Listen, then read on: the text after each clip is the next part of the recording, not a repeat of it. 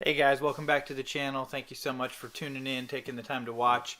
Shout out to Paul Watson with a great question on pricing. So I figured I'd do a little chat on how we price, how that came to be, and maybe shed some light in terms of helping you guys figure out how maybe you want to price. So first thing I want to say, preface this whole talk is pricing is extremely important. Now, that said, I think that most carpet cleaners and most small business owners, especially in the beginning, make it out to be way more important than they really need to.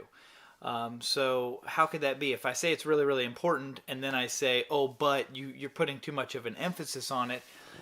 So hopefully through my talk, you can kind of figure out why I'm saying that and what I mean by that. So first, it's important because none of us would be in business if it weren't for the generation of revenue, right? So if we weren't able to generate profit and make or earn money, I should say, then we probably wouldn't be doing carpet cleaning. As much as some of us do like it or claim to, again, it's probably not something you would do for free for fun. That said, when I first started out, I just copied the business model that was basically taught to me. So, for those that know my story, I bought an existing company that was 7 years old. I paid $50,000 for it. Today, I'd like to think that was a really, really great investment. But there was a bunch of people that told me it wasn't. So, that gentleman priced by room. And that's what we started to do. Now, Paul, your question is great. I guess you used to be in the industry, and then you got out, and now you're in the process of getting back in, which is a very common thing for a lot of people. So, welcome back, first of all. The second thing I want to say is that there's a bunch of money to be made in carpet cleaning. And if you're listening to anybody that tells you otherwise, you probably, in my opinion, need to stop listening to them because that's just their experience. My experience is that it's a cash cow. But the truth is, any business done well is going to be very, very profitable for you. So it's not so much what you do as far as it's way more about how you do it and most importantly, why you do it. Now, that said, I don't think there's a better way to price. I don't think that pricing by room is necessarily better than pricing by the square foot. Now, that said, Paul, your question, again, the way it was worded, it's kind of funny. You said you used to price by the room and you had whole house specials, but you're looking for something better, implying, I think, that maybe you believe that pricing by the square foot is maybe better or preferable over the room. So there's advantages and disadvantages to each, I think. I would say the primary advantage to pricing by the room is that most people have a general idea of how many rooms they want you to clean when they call. So you can gauge, if you price by the room, you can gauge or give them a much better idea of how much it's going to cost them than if most people don't have any idea how many square feet they're looking to have you done. I mean, some people can figure it out, but the number, again, you want it to be very convenient for your customer or your client. Now, if you're just starting out, I will say that most of the time, pricing by the room does seem to be a more simple, easy approach that most cleaners do take. And then I would also say that over the course of time, many cleaners transition to pricing by the square foot, mostly because it's a more fair way to price. Because in some rooms, as you guys that have been around a little while know, because of the furniture and stuff, you may just be cleaning a strip around a king size bed that represents a very small amount of square footage.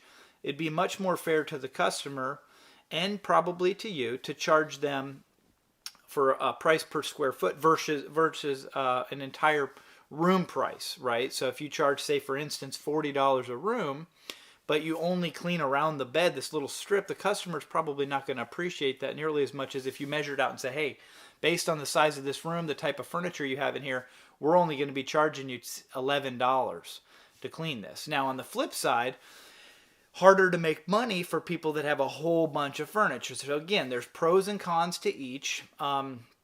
We started out charging by the room. Today, we don't really charge by the room or the square foot. And what I mean by that is we don't advertise pricing. So we've built up such a reputation that we encourage people to contact us for pricing. And Paul, you had the right idea when you said, I think you alluded to something along the lines of how are you handling conversations. And I talked a little bit about this in the last video as far as asking good questions of these phone calls and or inquiries. Most people, they're going to ask you how much you charge because they don't know they don't know a better question to ask. But of course, a much better question to ask is, what is your cleaning process? Because a lot of people have a cleaning process that's worth about 15 cents a square foot.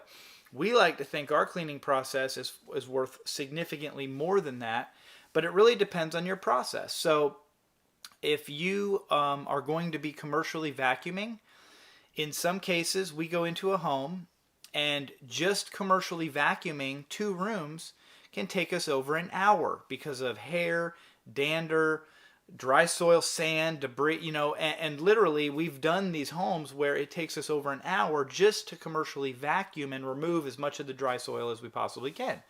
Now that, to me, that price needs to be significantly higher than the jobs where we can go in, they've got a Kirby, and they've just gotten done vacuuming. Are we still going to vacuum? Absolutely. Are we still going to be able to get some dry soil?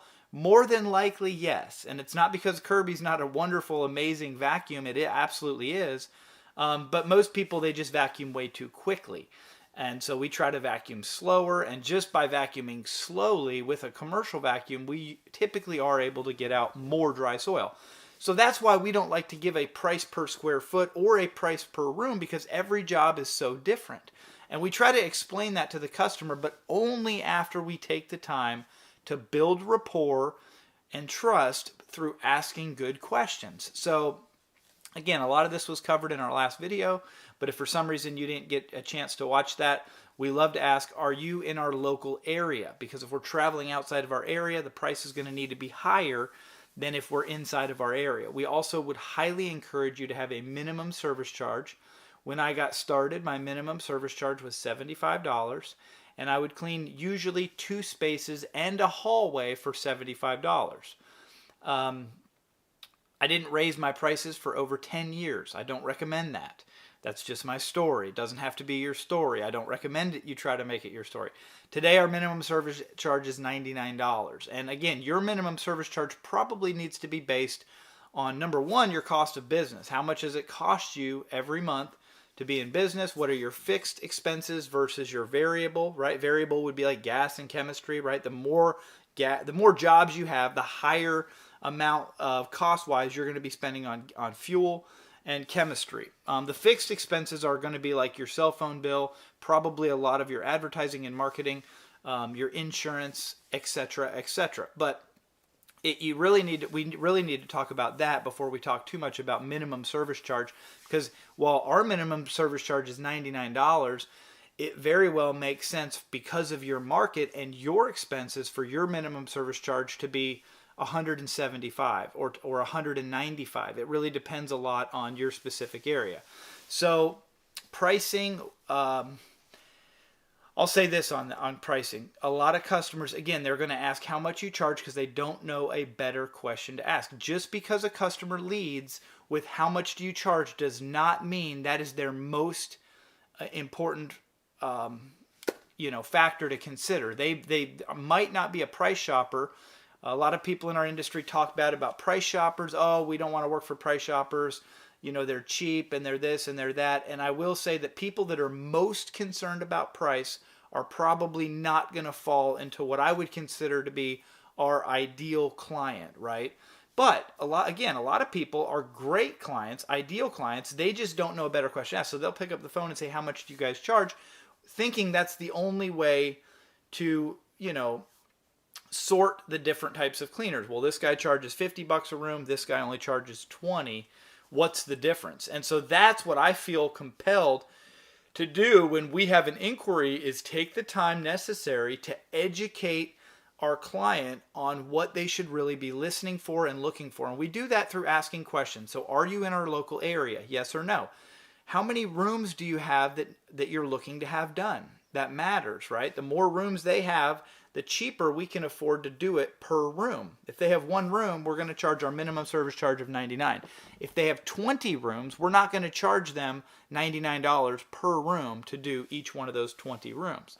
The next question we like to ask is, do you have any pet spots or red stains you would like us to treat while we're there cleaning? Yes or no? That, again, give a lot of information there. Do you have any furniture that you would like moved while we're there cleaning? Okay, again, another great question to help us get more information, and it also gets the wheels turned. As your customer, your potential client is listening to you ask these questions and they're answering them, they're probably thinking, wow, the last guy didn't ask any of these questions. He just said they charge 40 cents a square foot, or he just said they charge $50 a room. But I can see how these questions matter a whole lot. How can you give an accurate price over the phone without first taking the time to ask these questions, right? It also lets your customer know that you probably care a little bit more about doing the job the way they want it done versus the last 5 guys that they may be contacted. Sometimes it's appropriate to ask what their timeline is. So did you have a particular day in which you wanted it done? Maybe you're booked out for 2 weeks.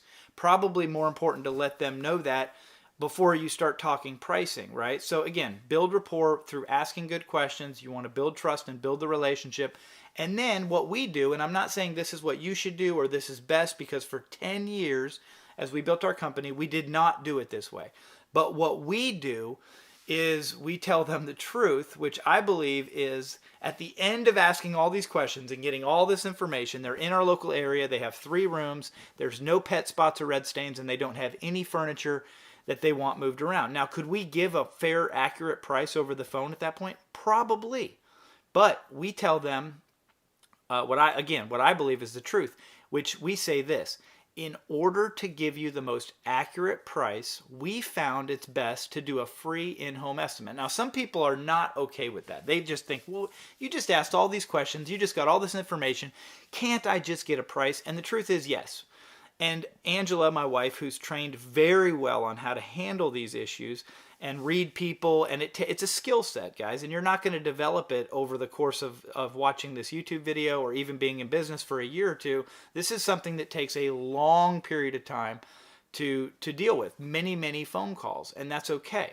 So if she gets the impression that they want a price like right now and they don't really want in a free in-home estimate, then she's going to say, we can definitely give you a range based on the type of, blah, blah, blah. And then she usually says, based on the size of the room and the type of cleaning required, the price will vary somewhere between $129 and $200 or whatever. And usually it's a range about that big. And most of the time, that will suffice. Now, if you're a brand new company with no reviews and they're just going through the numbers, calling people, that may or may not work for you, but it's worth a try. So the next thing I want to talk about briefly is in terms of the in-home estimate. So say they love the idea of you coming out to provide them with a free in-home estimate. Now, especially in the beginning, if you get in the habit of doing this, this is a powerful thing. Why? Because you are activating the law of reciprocity. First of all, the most important thing any of us have is our time. Can always generate more revenue. That's easy and fun. And if you don't think so, you need to change your mind about that. But none of us know how much time we have, period. So the most valuable thing any of us have is our time. And when you give that away freely to a potential customer, so you're giving it to someone who hasn't even agreed to give you their business, again, what are you doing? You're activating what I call the law of reciprocity, something I've studied and love to reference. What it means is by giving them the most valuable thing you have, they're going to feel compelled to give you their business. Does it always work? Absolutely not. Is it manipulative? No, I don't believe so. Manipulation, I believe, is mostly defined, and I'm probably going to mess this up, but by doing something in order to try to get somebody to do something that you want them to do for your benefit. Whereas this is more of it influencing them, which is helping them to make a good decision that you believe is in their best interest. Now, if you don't believe it's in their best interest for you to clean their carpet, you probably need to let them know that. And we do come across clients, and this is the last thing I'll say about it, where we feel at some point in the interaction, in the making of the connection, that we're not the best company for them, right? We're not the cheapest company in our area. And if we get the impression that they're looking for the cheapest company in our area, we refer them to somebody who is more affordable. And we have great relationships with other cleaners in our area that we can refer to. Matter of fact, I just had an inquiry last week where they had already set up an estimate, and they messaged and said, hey, by the way, we had another estimate. The company came out and they offered to do all the rooms, which I think it was like 5 rooms, and the tile for $180. And my wife and I kind of laughed, and I said, well, that ain't gonna happen, you know. And so I immediately just responded, well, that's an incredible deal. If you're looking for the most affordable rate, it sounds like you probably found it. We're definitely not going to be able to beat that price or not even come close. If you haven't already tried this gentleman with this company, we would actually encourage you to call him as well, because he very well may be able to beat that price. And so they immediately said, well, actually, that's who did it. And so again, we kind of know the peers in our industry. We're not for everybody. We don't pretend to be. Desperation is a really hard thing to refer. So you don't want to appear to be desperate. But does it matter whether you charge by the square foot or by the room? No, it doesn't. Again, pricing is very, very important, because without it, you're not going to know how to generate a profit. And if you're not generating profit, you're not going to want to be in business. But on the flip side, it's not as big of a deal as you think it is. So just make a decision, choose one or the other, and make sure that the value that you're delivering, to me, is higher than the price you're charging. So every job we go into, that's kind of my mind. If we're charging our client $195, the main objective I have is to deliver more than $195 worth of value. I always want to over exceed the expectations of our client, whether that's leaving them with a little spotter bottle, an encouraging word, I mean, whatever it can be. There's a lot of ways to increase your value while you're in their home. But again, I didn't address that question super specifically because I don't think it really matters at the end of the day. There's 1,000 roads to Graceland. There's not a right or wrong answer. And for me to say, without knowing you, your goals, your specific situation, for me to say you should be charging by the room or you should be charging by the square foot, it's kind of silly. It totally depends on you and your area. And that's why it probably is a great idea to get a mentor and or a coach in this industry to help you. And so that's what I'm going to be doing. Our next talk on is the power of mentorship and the power of coaching. Hopefully this was helpful. And again, I want to thank you so much for Paul for your comment on the YouTube channel about what content you would like.